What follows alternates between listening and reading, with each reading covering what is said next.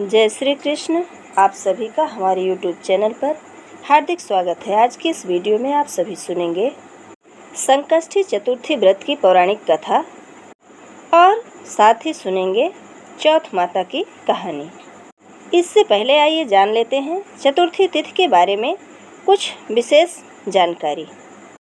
चतुर्थी तिथि के स्वामी भगवान गणेश जी को माना गया है। हिंदू कैलेंडर के प्रत्येक मास में 2 चतुर्थी होती है। पहली चतुर्थी पूर्णिमा के बाद आने वाली कृष्ण पक्ष की चतुर्थी, जिसे संकष्टी चतुर्थी कहते हैं, और दूसरी अमावस्या के बाद आने वाली चतुर्थी, जिसको विनायक चतुर्थी कहते हैं। श्री शिव महापुराण जी के अनुसार महागणपतये पूजा चतुर्थ्याम कृष्ण पक्ष के पक्ष पाप क्षय करी पक्ष भोग फल प्रदा, अर्थात प्रत्येक मास के कृष्ण पक्ष की चतुर्थी तिथि को की हुई गणपति जी की पूजा एक पक्ष के पापों का नाश करने वाली और एक पक्ष तक उत्तम भोग रूपी फल को देने वाली होती है। अब आइए जानते हैं कि हमारे जीवन में जब कोई कष्ट हो तो क्या करें। तो मनुष्य के जीवन में बहुत सारी समस्याएं रहती हैं जो मिटती नहीं। कभी कोई कष्ट, कभी कोई समस्या हो तो ऐसे लोग शिव पुराण में बताए हुए एक प्रयोग कर सकते हैं कि कृष्ण पक्ष की चतुर्थी मतलब पूर्णिमा के बाद की चतुर्थी आती है। उस दिन सुबह 6 मंत्र बोलते हुए गणपति जी को प्रणाम करें कि हमारे घर में बार बार कष्ट और समस्याएं आ रही हैं, वो नष्ट हो जाएं। वे 6 मंत्र इस प्रकार से हैं। ओम सुमुखाय नमः, यानी सुंदर मुख वाले हमारे मुख पर भी सच्ची भक्ति प्रदान करें। ओम दुर्मुखाय नमः, मतलब भक्त को जब कोई आसुरी प्रवृत्ति वाला सताता है तो भैरव देख दुष्ट घबराए। ओम मोदाय नमः, मुदित रहने वाले, प्रसन्न रहने वाले, उनका सुमिरन करने वाले भी प्रसन्न हो जाएं। ओम प्रमोदाय नमः, प्रमोदाय यानी दूसरों को भी आनंदित करते हैं। भक्त भी प्रमोदी होता है और अभक्त प्रमादी होता है। आलसी आदमी को लक्ष्मी छोड़कर चली जाती हैं और जो प्रमादी ना हो, लक्ष्मी उसके पास अस्थायी रहती हैं। ओम विघ्नाय नमः, ओम विघ्न करत्याय नमः। इस प्रकार के 6 मंत्रों से पूजा करने से हर व्यक्ति के जीवन से कष्ट और समस्याएं दूर चली जाती हैं। आज संकष्टी चतुर्थी के दिन व्यक्ति को मूली का त्याग करना चाहिए। मूली खाने से धन का नाश होता है। और साथ ही जान लीजिए आज के चंद्रोदय का समय तो आज रात 8:46 पर होगा। आइए सुनते हैं संकष्टी चतुर्थी की व्रत कथा। व्रत कथा सुनने से पहले बोलिए गणेश भगवान की जय। पौराणिक कथा के अनुसार एक बार नदी के तट पर माता पार्वती शिव जी के साथ बैठी थीं। तभी उन्होंने चौपड़ खेलने की इच्छा प्रकट की, लेकिन उनके अलावा कोई तीसरा नहीं था जो चौपड़ के खेल के दौरान हार और जीत का निर्णय कर सके। इस स्थिति में भगवान शंकर ने और देवी पार्वती ने एक मिट्टी का बालक बनाया और उसमें प्राण का संचालन किया ताकि खेल में हार जीत का सही फैसला हो सके। इसके पश्चात पार्वती माता लगातार 3 से 4 बार विजयी हुई, लेकिन उस मिट्टी के बालक ने शिव जी को विजयी घोषित कर दिया।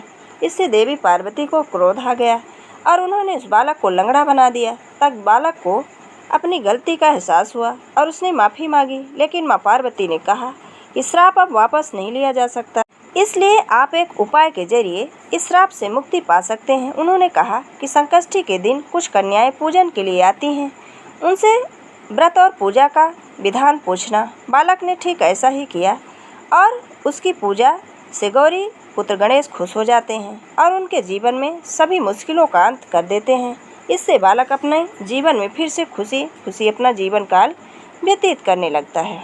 ये थी संकष्टी चतुर्थी व्रत की पौराणिक कथा। अब आइए सुनते हैं चौथ माता की कहानी। तो एक सेठ से ठानी थे, उनके एक बेटा और बहू थे। बहू सबको भोजन करा के फिर स्वयं भोजन करती थी। एक पड़ोसन ऐसी भी थी जो रोज़ पूछती थी कि बहू आज क्या बनाया, क्या खाया। बहू कहती ठंडो बासी। एक दिन उसके पति ने ऐसा सुनकर विचार किया कि आज तो पकवान बनाए जाएं, फिर देखते हैं कि मेरी पत्नी क्या कहती है। उसने तरह तरह के पकवान बनवाए और घर के सभी लोगों ने एक साथ बैठकर भोजन किया। आज भी पड़ोसन ने पूछा तो बहू ने कहा ठंडो बासी। सेठ के लड़के ने सोचा हो न हो कोई बात अवश्य है जिससे कि मेरी पत्नी ऐसा कहती है। उसने पत्नी से पूछा तुम रोज़ ठंडो बासी खाए ऐसा क्यों कहती हो, जबकि अपन सबने एक साथ बैठकर कई तरह के पकवान खाए। उसकी पत्नी बोली अपन जो खा रहे हैं वह बाप बूढ़ों की कमाई है। जिस दिन आप कमा कर लाओगे उस दिन मैं समझूंगी कि ताज़ा भोजन कर रहे हैं। अब एक दिन लड़के ने माँ से कहा, मैं एक बड़े शहर में कमाई करने जा रहा हूँ। माँ बोली, बेटा अपने पास इतना धन है कि खाया नहीं चुकेगा। माँ ने अपने बेटे को मना किया, लेकिन बेटे ने स्वयं कमाने का दृढ़ निश्चय कर लिया और जाते समय पत्नी से कहा, मैं जब तक कमाकर बहुत सा धन लेकर न आ जाऊं, तुम चूल्हे की आग मत बुझने देना। एक दिन चूल्हे की आग बुझ गई तो वह मन ही मन घबराने लगी कि कहीं मेरे पति पर संकट तो नहीं आ गया। जल्दी से पड़ोस में से आग लाकर चूल्हे में रख दूं, ऐसा विचार करके पड़ोस में गई। वहाँ पड़ोसन चौथ माता का व्रत पूजन कर रही थी। पड़ोसन ने कहा, थोड़ी देर से आकर ले जाना। बहू ने पड़ोसन से पूछा, आप यह क्यों करती हैं, क्या करती हैं, ये कौन सा व्रत है? पड़ोसन ने कहा, चौथ माता के इस व्रत को करने से अन्न लक्ष्मी मिले और अपनी मनोकामना भी पूरी होती है। अब बहू भी चौथ माता का व्रत करने लगी।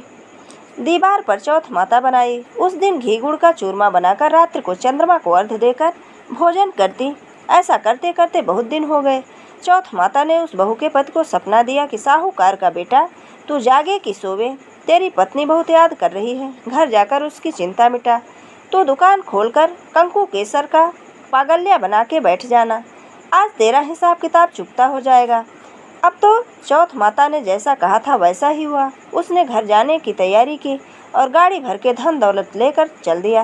रास्ते में एक बड़ा सा काला नाग फन फैलाए बैठ गया। कहने लगा, आज तो मैं तुझे डसूंगा, छोड़ूंगा नहीं। आज तेरी आय पूरी हो गई। सेठ के लड़के ने कहा, आज चौथ माता ने मुझे सपना दिया है कि मेरी पत्नी मुझे बुला रही है, मैं उससे मिलकर जरूर आऊँगा। जब तुम मुझे डस लेना। नाग ने कहा, तुम शपथ पूर्वक कहकर जाओ तो मैं तुम्हें जाने दूंगा, परंतु लौट कर नहीं आए तो तुम्हारे घर आकर मैं तुम्हें डस लूँगा।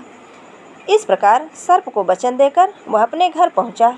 वहाँ सभी ने हंसी खुशी से समय बिताए और भोजन करने के बाद वह उदास होकर बैठ गया। उसकी पत्नी ने उदास होने का कारण पूछा तो पति ने काले नाग वाली बात बताई और कहा कि मैं उसके पास नहीं जाऊंगा तो वह घर आकर ही मुझे डस लेगा। पत्नी बहुत चतुर थी। उसने कहा कि आप घबराओ नहीं, लेट जाओ, मैं एक उपाय करती हूँ। पत्नी ने कमरे की 7 पीढ़ी सिढ़ाव धोई। पहली पीढ़ी पर रेत, दूसरी पर इत्र, तीसरी पर गुलाब फूल, चौथी पर कंकु केसर, 5वीं पर लड्डू पेड़ा, 6ठी पर गादी गलीचा और 7वीं पीढ़ी पर दूध का कटोरा भरकर रख दिया। इस प्रकार वह 7 ही पीढ़ी सजाकर बैठ गई। आधी रात होते ही नाग आकर पीढ़ी चढ़ने लगा।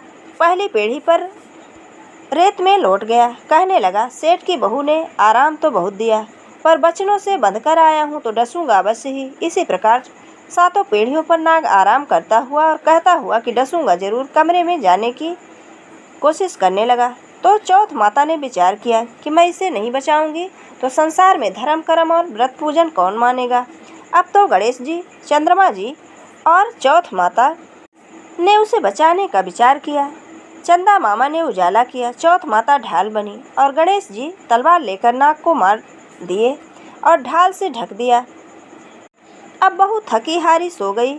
दिन उगा तो लोग बेटे से मिलने आए, परंतु बेटा बहू तो उठे ही नहीं। बहुत देर हो गई तो माँ ने उन्हें उठाने की कोशिश की। माँ ने 7 पीढ़ियों पर जो कुछ देखा वो बहुत घबराई और बेटा बहू को आवाज़ लगाई। बेटा बहू उठे तो देखा कि एक ढाल तलवार वहाँ पड़ी है। अब ढाल उठाई तो वहीं काला नाग मरा हुआ पड़ा है। बेटा बहू ने सोचा कि आज तो धर्म कर्म ही आड़े आए, जो भगवान गणेश जी और चौथ माता ने हमारी रक्षा की। हे चौथ माता, आपने जैसे सेठ के बेटे बहू की रक्षा की वैसी सबकी रक्षा करना। बोलो चौथ माता की जय, बोलिए गणेश भगवान की जय। ये थी संकष्टी चतुर्थी की व्रत कथा और चौथ माता की कहानी। अगर हमारा ये वीडियो आपको अच्छा लगे तो लाइक ज़रूर करें और मित्रों के बीच में शेयर करना बिल्कुल ना भूलें। जय श्री कृष्ण, धन्यवाद।